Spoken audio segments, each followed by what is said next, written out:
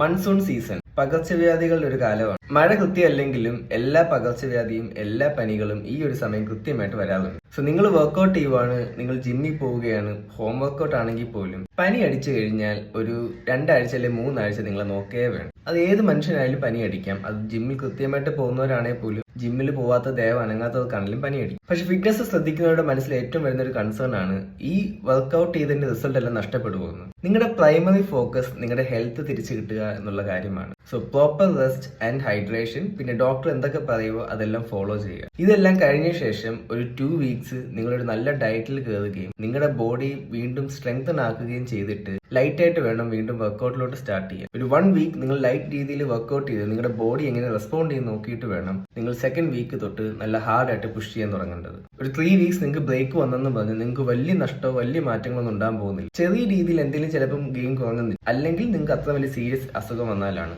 എങ്കിൽ അത് ഏതൊരു മനുഷ്യനായാലും വരാവുന്ന കാര്യമാണ്. അത് ആലോചിച്ച് ഒരിക്കലും നമ്മൾ വിഷമിക്കാനോ ഒന്നും പാടില്ല. കാരണം ഹെൽത്ത് ഇമ്പോർട്ടന്റ് ആണ്. പനി മാറിക്കഴിഞ്ഞാൽ നമുക്ക് ഇതെല്ലാം വീണ്ടും പടുത്തുയർത്താവുന്നേ ഉള്ളൂ. Thank you.